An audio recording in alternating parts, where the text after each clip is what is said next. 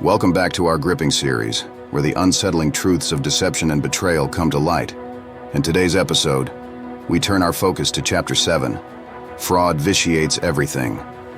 Here, we will be exploring another significant crime in Sacramento's history, deeply linked to the Rayleigh's crime. We'll be unraveling the shocking civil lawsuit filed by Charles Nordby in 1994, a staggering claim for $588 million that reveals the dark underbelly of legal corruption. As we delve into this compelling narrative, we'll expose the machinations of a corrupt law firm that conspired to ensure Charles never saw his day in court. Together, we'll peel back the layers of manipulation and explore how the very institutions meant to uphold justice can crumble under the weight of greed. Join us as we confront the uncomfortable realities lurking behind the legal facade. Let's dive in.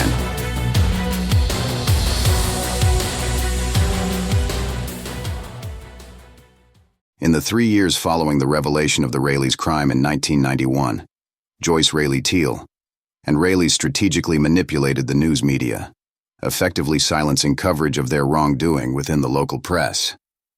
When you have influence over what's called fake news, you control the public. If the Sacramento media had done its job by reporting the serious crimes committed by Rayleighs, Charles Nordby might have gotten the justice he deserves. Instead, the media's silence allowed this wrongdoing to be swept under the rug, denying justice to Charles Nordby. By 1994, after realizing that Rayleighs was going to continue ignoring Charles Nordby and his story, he finally grasped the enormity of the injustice inflicted upon him. This understanding was sparked by a letter from Rayleigh's president, Chuck Collings, addressed to Frank Nordby, revealing the true nature of their offense and providing undeniable proof of Rayleigh's crime. Determined to seek justice, Charles Nordby consulted an attorney, who bluntly informed him, "Mr. Nordby, I must regretfully inform you that although you were the sole reason for Rayleigh's success, taking them on is a formidable challenge. Their legal team is extensive, and you may not possess the financial resources needed to contend with the overwhelming amount of legal paperwork they will bury you in."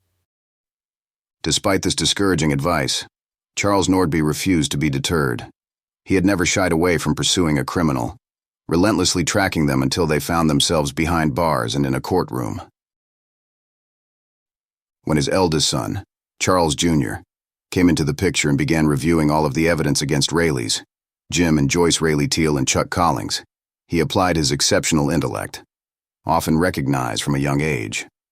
Charles Jr. embarked on the monumental task of crafting a solid lawsuit against the wrongdoers, keenly defending his father's honor. Fully equipped to take on this formidable law firm, Charles Jr. was armed with the truth and the evidence needed to expose Rayleighs and their accomplices.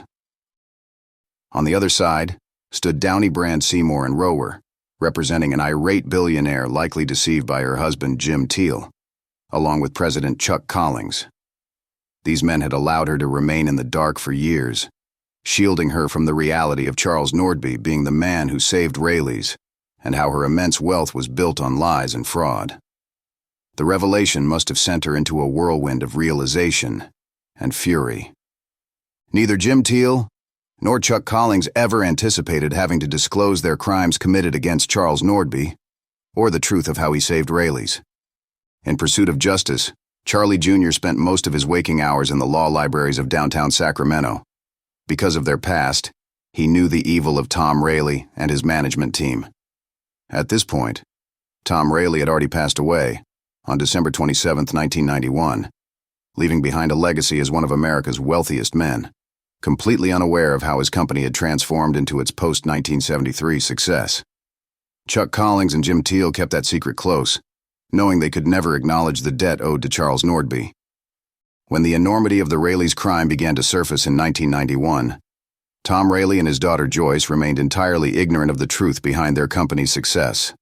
Tom was an incoherent old man, oblivious to Charles Nordby's brilliance and the crimes his company had committed against him. Perhaps, had he been aware, he might have taken the righteous path for Charles Nordby, but based on his past treatment of others, it was uncertain. However, once Joyce learned the truth, she became increasingly willing to do whatever it took to keep the company's true story of success buried. It remains unclear whether Downey, Seymour, and Rohwer had been Joyce's personal legal counsel upon discovering the alarming truth about their company.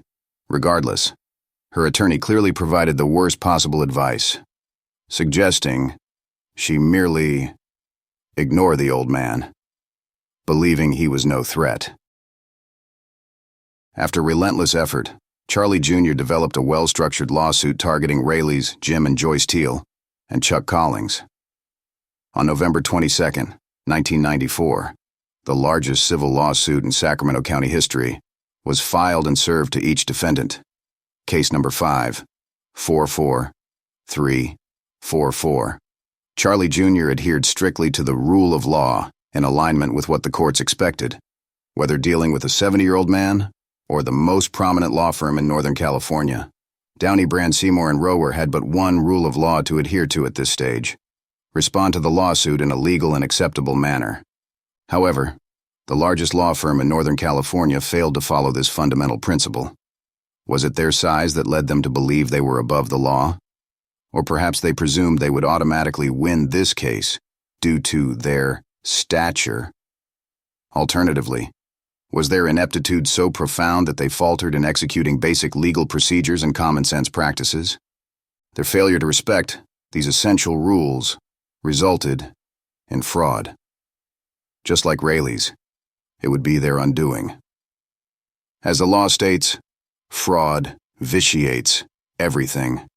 In their arrogance and ignorance, they wove a legal nightmare for both themselves and Rayleigh's. The three attorneys charged with handling this case for Rayleigh's: Peter Glick, Kim Peterson, and Robert Strauch. These three ultimately left the prestigious firm in the wake of their blunders in court. One can't help but wonder if the furious billionaire, Joyce Rayleigh Teal, played a role in their exodus. Due to this law firm's serious missteps, Charles Nordby was poised to secure a default judgment. Yet thanks to their connections to Judge Joe Gray, this judgment was unjustly denied. This is just another instance of corruption laid bare.